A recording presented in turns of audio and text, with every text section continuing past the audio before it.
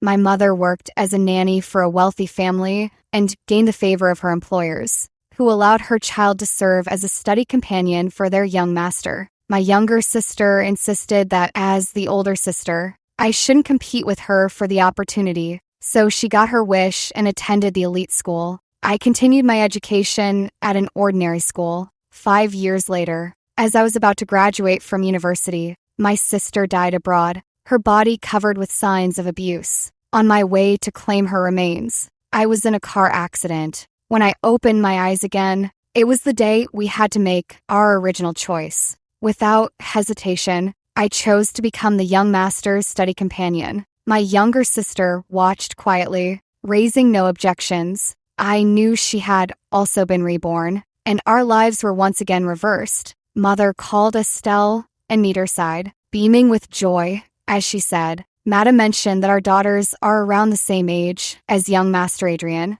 She asked which of you would like to be his study companion. All tuition and living expenses covered, plus a monthly allowance." The offer was tempting. No need to struggle through studies. Just take good care of young Master Adrian. After finishing elite high school, we could study abroad directly and even join the family company with him. After listing all the benefits, Mother finally asked, "Xiaoya, Estelle, which of you would like to go?" Estelle Sue was unnervingly quiet. She was normally a vivacious character who loved pleasure, hated hardship, and despised studying. Being a study companion seemed tailor-made for someone like her. In our previous life, she couldn't sit still after hearing the proposal, waving her hand and exclaiming, I'll go. Then she cooed at me, "Older sister Chinua, you're so studious already. You can't steal this from me." Though I felt some longing for the elite school's teaching resources, I knew this opportunity would be better suited for Estelle, so I smiled and nodded. "I won't compete with you, but in this life," Estelle kept her head lowered in silence. Even Mother noticed something was off. "Xiaoxing, what's wrong? I thought you'd be fighting for the chance." Estelle forced a smile. "I'm too lazy and loose tongue to serve a young master properly. Let older sister go instead." At that moment, I was certain she had been reborn too. Mother found her reasoning sound and turned to me. "Xiaoyu, would you like to go?" I replied calmly, "This time, I'll go." Estelle looked at me, her eyes gleaming strangely. "Older sister, I knew you'd always dote on me most." Once the candidate was confirmed, my transfer procedures were quickly completed. Under Madame's instructions, I moved into the villa, living and eating alongside Adrian Liu. At 15, Adrian hadn't fully grown into his features yet, but his privileged upbringing was already evident in his demeanor. He eyed me, who had just moved in, with a scornful look and coldly asked, "Have you taken a bath?" I understood immediately. He looked down on my son, kissed complexion. In her previous life, Estelle had endured similar mistreatment. Such words had deeply wounded her. She grew insecure about her skin tone and tried every means to lighten it, which was why in later photos I received, she resembled a bloodless doll. I replied with the same indifference. "The water was cut off in the neighborhood last night, so no." Adrian frowned instantly. "Disgusting. Don't come near me until you've bathed." "Fine, I'll go shower first." I brushed past him and followed the butler upstairs. The butler couldn't help but advise, "The young master has some OCD about cleanliness. Make sure you bathe daily from now on." I politely expressed my gratitude. "Thank you for the reminder, Uncle Zhang. I'll remember that." The butler left satisfied. I put down the clothes I had brought and went to take a shower in the bathroom. During dinner, only Adrian Liu and I were present. His parents were rarely home, which was why they wanted someone to keep him company. Adrian seemed dissatisfied with me no matter what, shooting me sideways glances every time he looked up.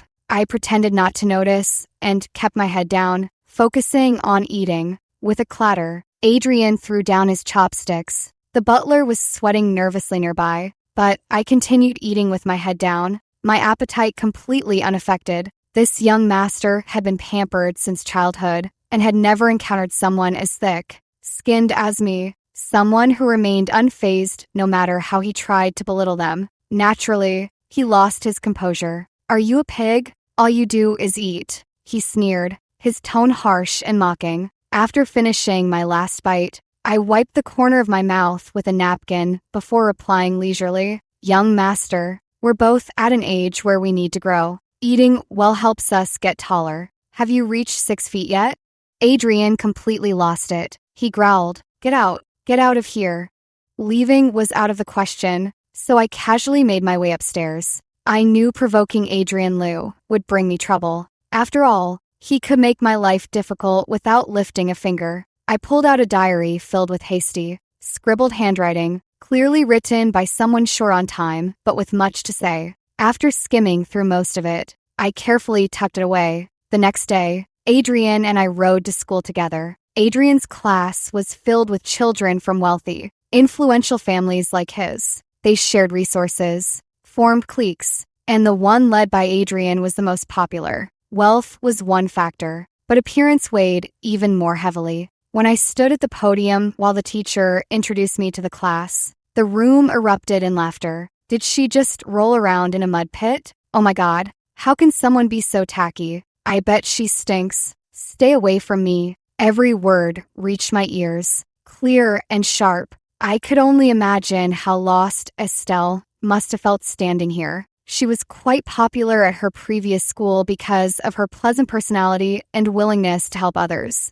Everyone wanted to be friends with her. I expressionlessly scanned the faces below, and gradually, the chatter died down. "My name is Chloe Sue. It's a pleasure to meet you all." The teacher pointed to an empty seat in the last row. "Chloe, you can sit next to Leo Gu."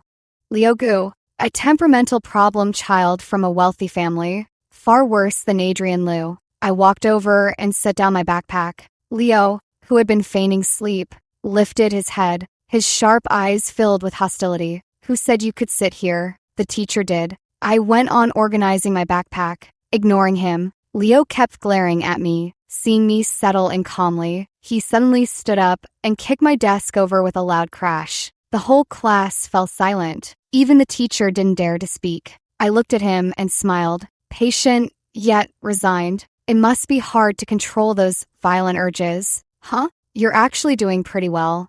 Then I went to lift the desk back up. After setting it upright, I asked seriously, "Want to kick it again? You can have another go. But if you kick the desk, you can't kick me."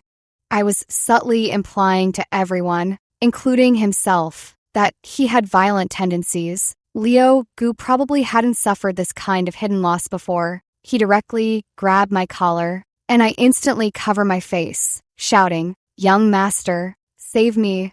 Adrian Liu let out a light scoff and said leisurely, "Leo, when you hit a dog, you have to consider its master." My collar was released. I patted my chest with lingering fear and casually remarked, "The young master really has a better temperament." Leo still looked like he wanted to throw hands, but since he and Adrian were on good terms, he managed to hold back anyway. I lowered my head to tidy my desk, not missing Adrian's amused and somewhat satisfied smile, nor Leo's undisguised scrutinizing gaze. Everything was developing in a direction different from my previous life. I have a very clear sense of my place. I serve Adrian wholeheartedly. Fetching water is merely my basic duty. My classmates mock me. The daughter of a maid certainly knows how to serve. I simply pretended not to hear them. Over time, these people would stop talking when they got no reaction. The semester passed relatively peacefully. When final exam results were released, I ranked third in the class. First place went to a quiet, low-key girl named Shannon Lin, while second place was taken by Leo Gu. After the results were announced, Leo actually glanced at me, probably surprised I actually had a brain. I turned and met his gaze, smiling easily. "Next time, I'll be the one in second place." Leo snorted dismissively and turned away, ignoring me. Winter break finally arrived, and I could go home. When Estelle saw me, her eyes flickered uncertainly as she said, "Older sister, you've become so pretty now." The Liu family hadn't treated me poorly, using expensive skincare products and wearing designer clothes. Plus, teenagers change rapidly during puberty. I was aware of my own transformation. "You've become pretty too, Estelle." I walked over and touched her long hair. her high ponytail swaying gently. In her previous life, when she returned home for winter break, her hair had changed from long locks to a cropped cut, reaching her ears. Back then, I'd ask why she cut it so short, since she'd always preferred long hair. She'd just laugh it off. But in this lifetime, I finally understood the reason. I handed her a new phone and an envelope containing 5,000 yuan. Estelle examined them and said, "Older sister really can live better than me.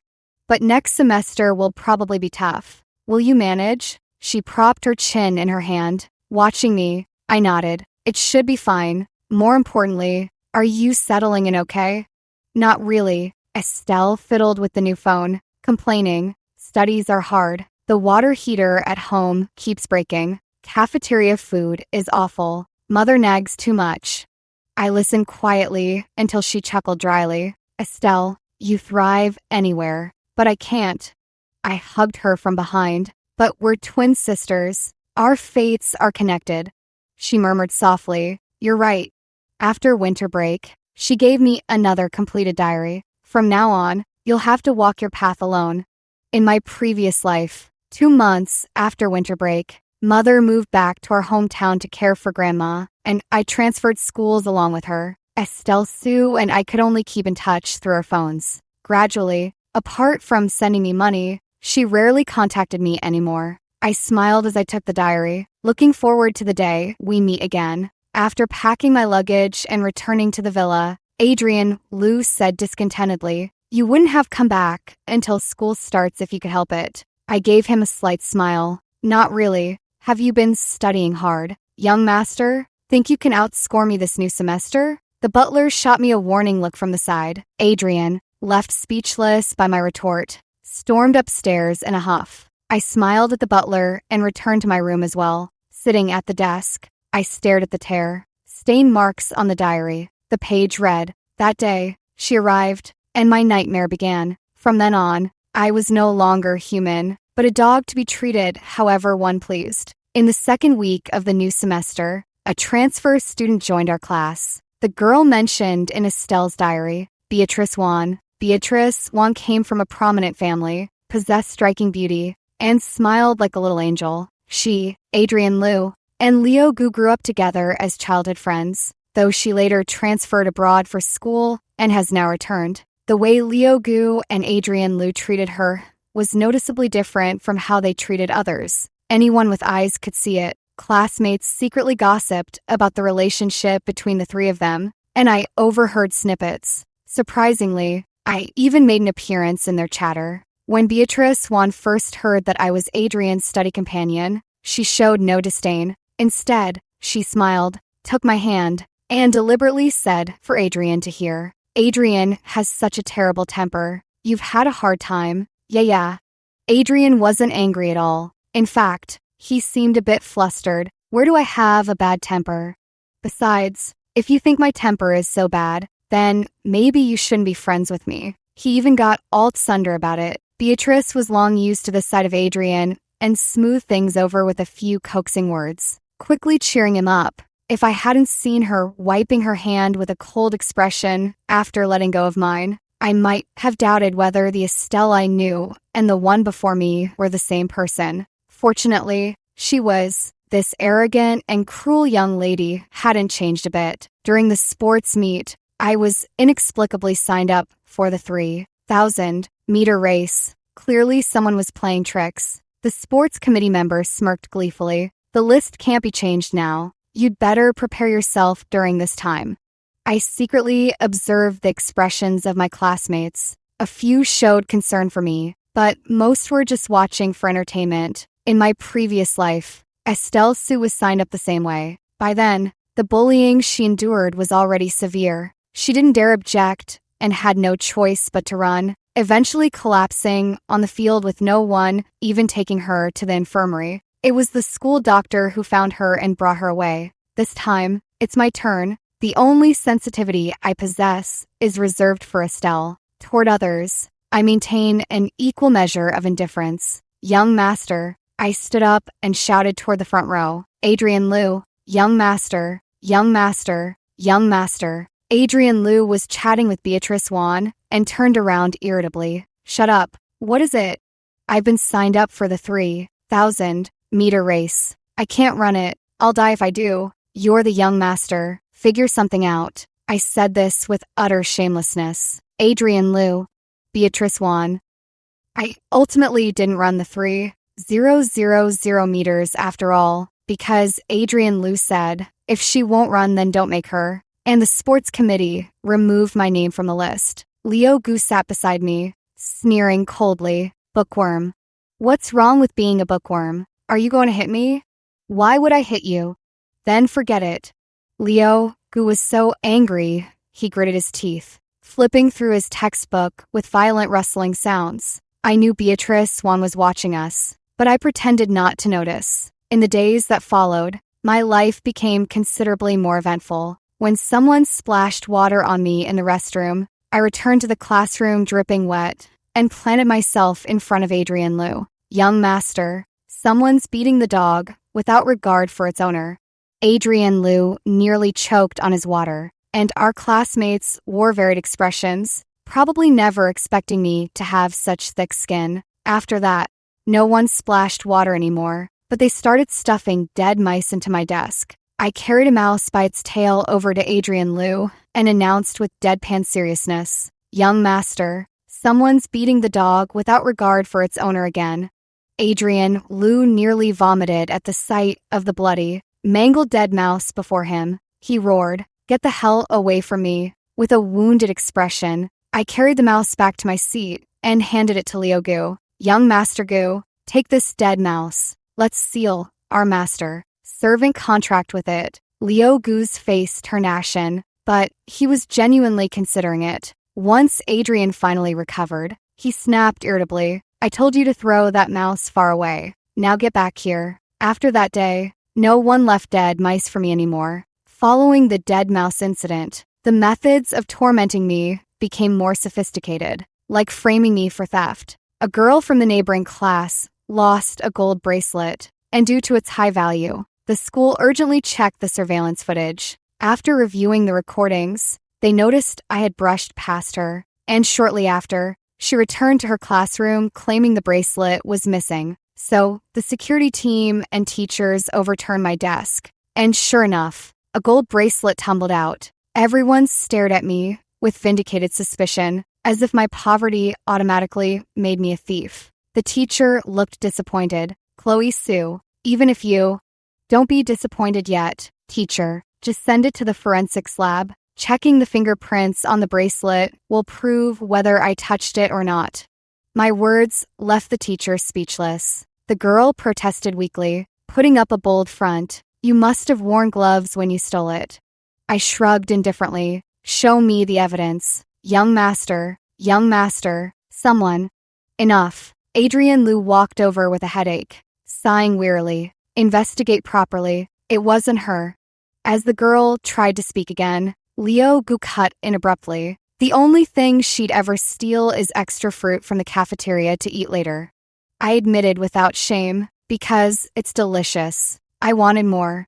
The teacher and classmates finally believed me. I spotted Beatrice Wan's cold expression in the crowd and gave her a simple, honest smile. According to the diary, the most critical turning point in Estelle Sue's fate was Adrian Liu's birthday banquet. Bullied, isolated, and falsely accused at school, Estelle struggled to survive. Beatrice Wan, who already had Estelle under her heel, made no attempt to hide her contempt and malice. With a gentle voice and a sweet smile, she forced Estelle to crawl and bark like a dog at the banquet, forbidding her from speaking like a human. That was the final straw for Estelle. Summoning her courage, she told Adrian Liu that she wanted to end her role as a study companion and return home. Adrian Liu sneered and pulled out a video from the banquet, saying cheerfully, "You can leave, but this video will go viral. A gold digger barks like a dog in public to curry favor with the wealthy.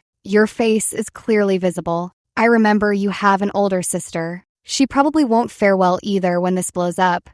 The 16-year-old Estelle surrendered in despair. After that, escalating humiliation washed over her like a tidal wave. She struggled to stay afloat, gasping for air by any means possible. At 18, Estelle was forcibly paired as a girlfriend with Beatrice Juan's driver, a man in his 30s who took delight in hurting her. Estelle resisted, called the police, and even attempted to run away. She tried every method she could think of to save herself, but not once did she succeed. How much pain did my Estelle endure these 5 years? How utterly hopeless must she have felt before her death? Reading the final page of the diary, I bit down hard on my thumb to keep from crying out. On my 23rd birthday, Adrian Liu took me to a party. They forced me to drink, drugged me. Everyone acted like crazed beasts, and Adrian sat silently watching from the center of it all. Estelle,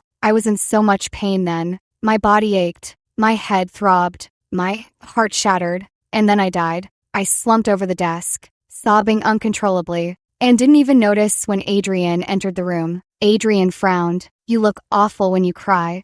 I lower my gaze, grabbing a tissue to blow my nose, and mumbled gloomily, Do you need something, young master? Why are you crying? Adrian scratched his hair irritably. Over that little prank? Prank? When that word was invented, it probably never crossed anyone's mind it'd be used to describe something like this. I composed myself and pretended to be strong. No, I just miss home. Adrian Liu seemed stung by this, turning to leave but pausing at the door to say, Have old you drive you. I knew he treated me differently. Since I didn't go home, Adrian seemed quite pleased. His sarcastic remarks had noticeably decreased these past few days. Not only that, but even the pranks had stopped. Moreover, as if struck by a sudden whim, he insisted on taking me to a dress shop to have a custom gown made for his birthday banquet. I refused without a second thought. Adrian Liu grew flustered and angry. Chloe Sue, don't be ungrateful. I focused on my book. I'm a study companion, not a young lady. Why would I need haute couture? The best repayment you can give me, young master, is to study hard. Once again, Adrian stormed off in anger. A few days later, Leo Gu unexpectedly asked me, What will you wear to Adrian's birthday banquet? Eyes fixed on the final exam problem, I replied offhandedly, My maid uniform. Leo fell silent. The next day, he brought a shopping bag from a high-end brand I recognized. For you, he domineeringly placed it on my desk, causing our classmates to turn and look at us. I hunched my shoulders and waved my hands. No, take it away quickly. If I give it to you, just accept it. Don't be ungrateful. That line sounded quite familiar. Adrian Liu had appeared beside my desk at some point, his expression grim. She's my study companion. I'll take care of her gown. Leo Gu smirked provocatively. She could be my study companion too. Enough, both of you. Beatrice Juan tilted her head toward me. What taste do they have? I'll go with you to pick out a gown this weekend. I chuckled awkwardly and declined. Gowns are too expensive. I can't afford one. Of course I'm buying it for you. What are you thinking? Beatrice Juan laughed and tapped my forehead. I pitied her for having to frantically wipe her hand again later. Adrian Liu agreed as well. Go buy one. I'll reimburse you.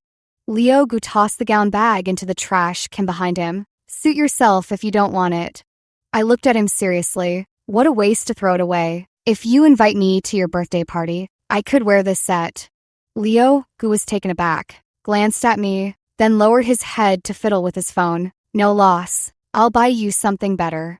This minor incident quickly passed. The weekend dress selection went smoothly as well. Beatrice Juan didn't cause any trouble and genuinely helped me pick a gown that suited me. Soon, by the end of May, Adrian Liu's birthday arrived. The villa had been lively these past few days. Servants busy with decorations, chefs finalizing menus, and me occupied with tasting dishes, eating quite well. With a full stomach, I couldn't help but wonder, since my circumstances in this life were entirely different from Estelle Sue's in the previous one, would their malice still be directed at me? On the night of the birthday banquet, I stood in a corner wearing an elegant gown. Adrian Liu was surrounded by crowds in the most dazzling spot, flanked by Leo Gu and Beatrice Juan, along with several other young masters and misses. I watched them quietly, matching names to faces one by one. Adrian Liu suddenly turned his head unexpectedly.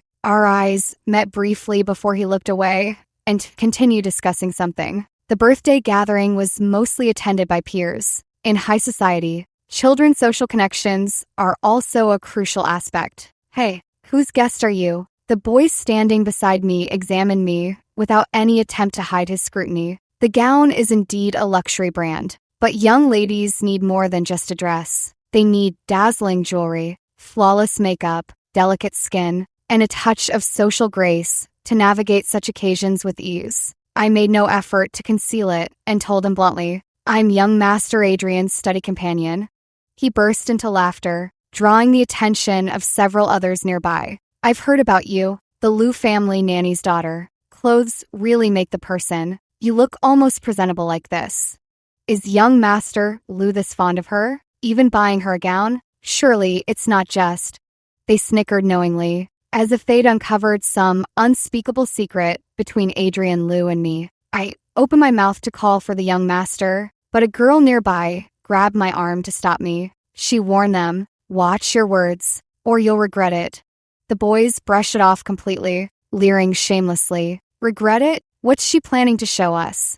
If she can seduce young Master Liu, she must have something worth looking at, right? Heh. I shouted loudly. "Young Master, someone is beating the dog here." "Got it." Adrian Liu cut me off, approaching with a group of young ladies and gentlemen. The girl holding me sighed, helplessly, gave them a look that said, "You're on your own," and retreated to the outer circle. Adrian Liu asked coldly, "What's the matter now?" The boys who had been confronting me grew visibly uneasy upon seeing Adrian Liu coming to my defense. "We were just joking around. Nothing serious." "Yeah, exactly. Just chatting. Casual talk." Facing the crowd's stares, I declared righteously, "They're spreading rumors that we have an improper relationship. Young Master, I believe you should know about this level of slander. It's even bordering on smut." I thought I heard Adrian Liu sigh as he said, "Do you all not understand the appropriate time and place for such remarks?" The boys immediately backed down, apologizing with nervous laughter. Leo Gu chimed in sarcastically, "Adrian, how is it that every Tom, Dick, and Harry can show up at your birthday banquet?" This only angered Adrian Liu further, and he immediately had the butler escort them out. The banquet concluded smoothly. Not only did I avoid the humiliation from my previous life, but Adrian Liu even stood up for me. It felt like a novel about a poor, delicate heroine and a young master who's cold on the outside but warm inside, with their relationship quietly evolving. 2 years later, we graduated from high school, and I followed Adrian Liu to the United States. Our relationship hadn't changed much, except he'd grown accustomed to my temper and my care. I excelled academically, maintaining a top 3 ranking in my major even after moving to the U.S. Adrian sometimes just couldn't understand. "You don't have to push yourself so hard. Once we're back home, you can join my family business. The salary won't disappoint you. I brought you to America so you wouldn't just coast by eating instant noodles." I slurped my noodles with my head down, responding half-heartedly, "Tomorrow's the big feast. Thanks a bunch." Adrian Liu ate his instant noodles in speechless resignation. America was a place of considerable freedom, so free that even souls felt like they were streaking. Adrian Liu wasn't a reserved person, judging by his behavior in my past life. He was quite the opposite, someone indulgent in pleasures. Indulgence was a privilege of those in power. Those who have had wealth and status fulfilled since birth can only seek stimulation elsewhere. Adrian Liu had chaotic relationships with women, a common ailment among young masters. I occasionally stumbled upon scenes that would require pixelation, and as expected, everyone was unabashed. Adrian was unabashed. The women he dated were unabashed, and I was even more so. Grabbing my laptop, I advised, "Young master, take precautions. Getting sick would be troublesome." Then I gently closed the door. Beatrice Swan was also studying in the U.S. She and Adrian attended different schools, so they met infrequently, but not never. She never became a sunny, cheerful young lady. Even after failing to crush me underfoot in high school, she couldn't change her temperament. She just found new outlets. As she put it, she always needed someone beneath her soles, shedding the last traces of their adolescent infatuations. These two entered an open relationship by mutual agreement, each playing their own game. I passed through this decadent world, keeping my head down and focusing solely on rushing through assignments, year after year. Only when occasionally staring at the phone's chat interface would I suddenly realize this is a world completely different from my previous life. Adrian Liu had just finished showering and leaned over my shoulder while drying his hair. "What are you looking at?" He carried the scent of steam and faint shower gel, our cheeks barely a handspan apart. I could see his eyelashes clearly without even turning my head. At 21, Adrian Liu had fully matured, broad-shouldered, long-limbed, with sharp, striking features. The kind of charm forged by genuine wealth carried a unique allure. Yet our relationship remained purely platonic, if slightly intimate. I tilted my phone's screen toward him.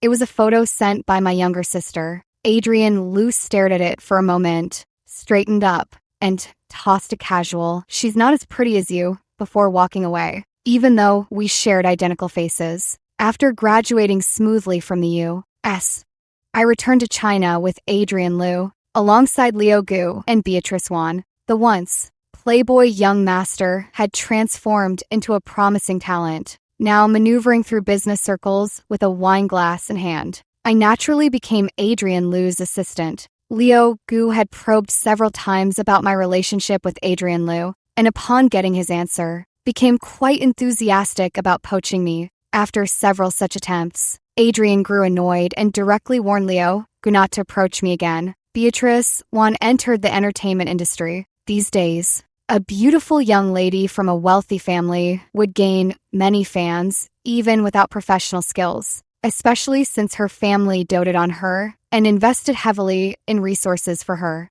However, after paparazzi once captured her and Adrian Liu coming and going together, their relationship was completely exposed within a short time. It was inevitable that they would trend on social media, childhood sweethearts, a perfect match made in heaven, and exclamations that my CP is real. After being followed by paparazzi, Adrian had a heated argument with Beatrice over the phone. Both were quite self-centered, so arguments were commonplace for them. After hanging up, Adrian said gloomily, "Chenyue, cancel tomorrow's schedule." I nodded. Yes, President Liu.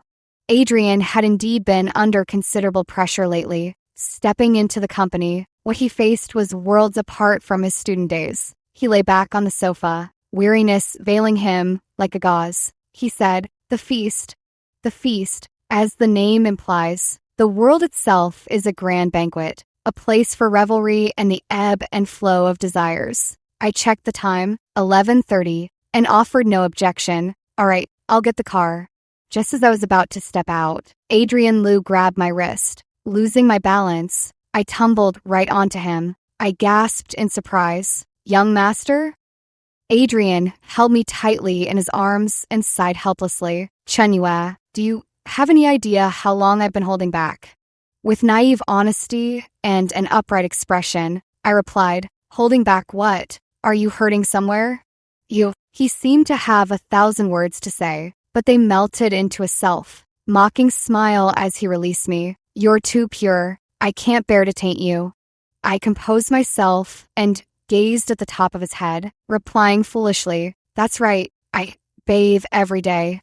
In the end, Adrian went to the feast alone, and I clocked out on the spot. When I returned home, a nightlight was left on in the living room. I pushed open the guest bedroom door. Sure enough, Estelle Sue was still awake. She was wearing headphones, completely absorbed, with her waist-length hair still dripping wet at the ends. Clearly, she had an even towel, dried after her shower. The floor was covered with manuscript papers as she tapped away on some keyboard, like equipment I didn't recognize. Her expression, so focused she hadn't noticed someone had entered the room. I didn't disturb her, retreating to my own room to review the remaining 2 documents. I knew their interests didn't intersect with the Liu family's enterprises. To achieve my goal, I'd need to use indirect tactics. Adrian Liu had reached marriageable age. and the Juan and Liu families had an unspoken understanding about an arranged marriage. His parents were pressing him to quickly get engaged to Beatrice Juan, but Adrian seemed to be going through a rebellious phase, completely ignoring the matter, and when pushed too hard, he'd turn cold and slam doors. During work breaks, I'd sometimes look up to find him staring at me with a complicated expression. The Juan family's current influence wasn't what it used to be, making them even more desperate for the marriage alliance. Beatrice Juan visited Adrian more frequently now, and to stir publicity, they'd even leaked false engagement rumors to the media. Cornered from all sides, Adrian Liu's temper grew increasingly foul, casting a pall of anxiety over the entire company. I kept to my role as chief assistant, minding my own business, but Adrian insisted on being melodramatic. Chloe, isn't it tragic to be born into a family where even marriage isn't your own choice? I couldn't help but let out a dry chuckle. Sure. Adrian gazed at me gloomily. Even a block of wood would have caught on by now. I retorted righteously. President Liu, I'm gold. You have gold serving as your chief assistant. Yet you don't appreciate it, calling me wood. With a slam, he stormed off in anger. When Beatrice Juan showed up, as luck would have it, I was the only one in the office. Chloe Sue, she commanded haughtily from the sofa. Coffee. I handed the coffee to Beatrice. She took a small sip and smiled sweetly. How thoughtful of you to still remember my preference. Then her tone shifted, laced with implication. No wonder Adrian can't do without you. You take such meticulous care of him. I remained unmoved. President Liu pays quite handsomely. Huh. Beatrice Juan let out a scornful laugh. Stop playing dumb with me. Do you think I can't see what Adrian feels for you? After all these years, you've somehow become the unattainable white moonlight in his heart. I don't understand what you're saying. Miss Juan, I replied dismissively. Beatrice Juan stood up, her eyes contemptuous. I doubt that. Adrian keeps delaying our engagement because of you. I'll have to take matters into my own hands. Just wait and see. Assistant Sue. I remained unmoved. Goodbye, Miss Juan. Beatrice Juan indeed made a bold move. She went directly to Estelle Sue, offering her $1 million as a deposit to seduce Adrian Liu. In her view, Adrian's reluctance to commit stemmed from his frustration at not having me. She believed that if he could possess someone, even a substitute, he would realize it wasn't worth the obsession and let go. Logically, it seemed sound, but the problem lay with Estelle herself. Estelle, who was constantly consumed by songwriting and driven mad by her lack of inspiration, happened to cross paths with Beatrice Juan when she came knocking. At first, the disoriented Estelle didn't recognize Beatrice Juan until she introduced herself and stated her purpose. Estelle was startled, her past life, memories merging with the present madness, and she called the police in an instant. When I rushed home, the police were comforting a sobbing Estelle. Estelle, I'm scared. Whoa. Seeing me arrive, Estelle flew into my arms, crying her eyes out with snot and tears. Beatrice Juan, standing nearby, had the foulest expression I'd ever seen on her, as if she'd already cursed both of us 10,000 times in her heart. According to Beatrice's assistant, Estelle had let out a sharp cry, backing away while calling the police, frantically pulling her hair. Don't come near me, you heartless monster. Don't you dare hurt me again. The police were helpless facing the incoherent Estelle, phrasing their suggestion quite delicately. Ms. Sue, perhaps you should take your younger sister for a check. Up. I nodded with an apologetic smile. Yes, I'll take her to see a doctor. I'm truly sorry for the trouble. No sooner had I seen the police off than I heard someone calling me as I turned around. Estelle, what happened? Adrian Liu's appearance threw the scene into chaos again,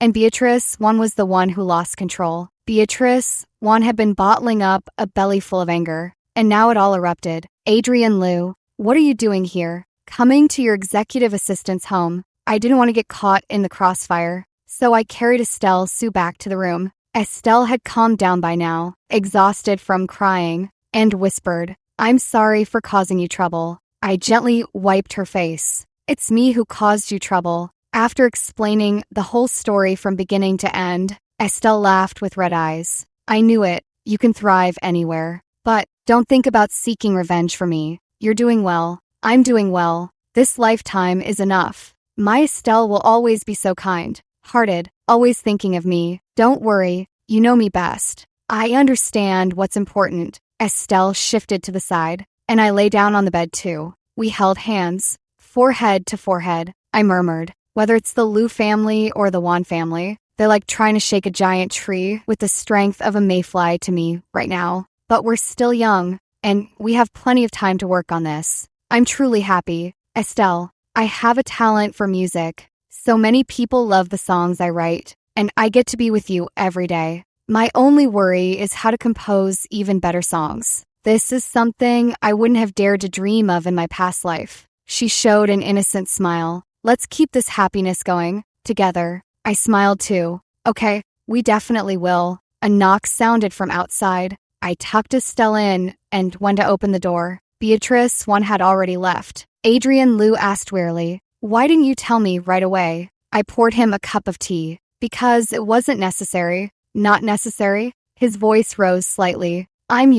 He faltered, then finally sighed in defeat. Has Ziyu contacted you recently? I nodded honestly. President Gu has asked me out for meals a few times, but they conflicted with my schedule. Though I felt bad, I had to decline. Adrian Liu laughed, a laugh tinged with schadenfreude and a hint of shared misery. He looked at me with a sigh. What kind of charm do you even possess? 3 years later, Adrian Liu outgrew his rebellious phase and formally got engaged to Beatrice Wan. My position remained his chief assistant, but the responsibilities had evolved drastically since I first joined. I now managed key projects, wielding authority equivalent to half a general manager. Beatrice Wan's marketing tactics grew increasingly inventive, while Liu Gu's methods of poaching talent became equally creative. Adrian Liu grew busier than ever, his aggressive aura making people avoid him from 3 paces away. In contrast, I was delighted. Estelle Su had joined a singing competition. Though she didn't win first place, she secured third, gaining more flowers and affection. Returning home from work, I was shocked to see her short hair. Estelle, your hair. Did something happen? My mind raced through possibilities. Attacks by anti-fans, acid-throwing incidents, and worse. Estelle patted flour off her hands, smiling as she approached me and twirled. Why that expression? Doesn't it look good? My fans say short hair suits me. Relieved, I gently touched her hair. It looks wonderful. Estelle Su hummed a tune as she returned to cooking. The drawer that once held the diary now contained only documents related to the Liu and Wan conglomerates. I prefer going the extra mile in everything I do. If a more convenient method emerged before my direct confrontation with them, I wouldn't hesitate to seize it. So every day, I made a wish for major internal management failures to plague their companies. Blending science with superstition,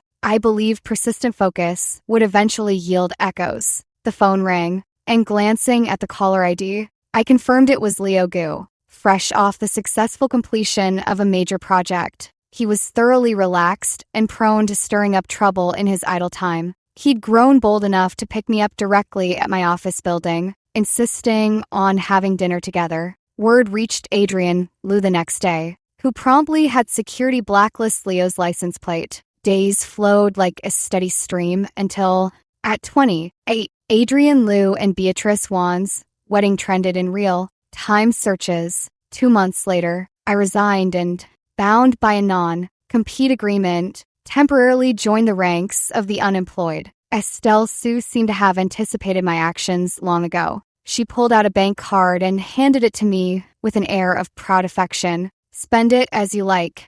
I accepted it without ceremony. Adrian Liu probably thought he had hurt me and came looking for me several times while drunk, but I dismissed him each time with wooden indifference. During these 2 years at home, I hadn't been idle. The connections I built at Liu Corporation hadn't disappeared just because I left my job. I also kept real-time tabs on Beatrice Wan's movements. When we turned 30, Estelle released her 30th birthday commemorative song. I put on my professional suit again and arrived at the Gu Corporation building. In my earphones played Estelle's cool, clear voice. Under skies shifting from overcast to cloudy, before the rain even falls, your umbrella appears before my eyes. Looking up, I see a face identical to mine. Estelle handed me the umbrella and instructed, "Call me when you're done. I'll come pick you up." Leo, who came out from the company building to greet us, visibly startled when he saw the two of us. Estelle leaned close to my ear and whispered, "Chenua, are you choosing him?" I smiled at Leo Gu, then turned to usher Estelle Sue into the car. Whether indulging or merely observing, both are forms of cruelty. I will always choose you. Everything is unfolding differently from my past life. So what? I know he treats me differently. So what? Their malice won't be directed at me. So what? Their feelings toward me are quietly changing. So what? I am just a snail, hiding a blade within my shell, slowly climbing the grapevine, quietly waiting for the grapes to ripen.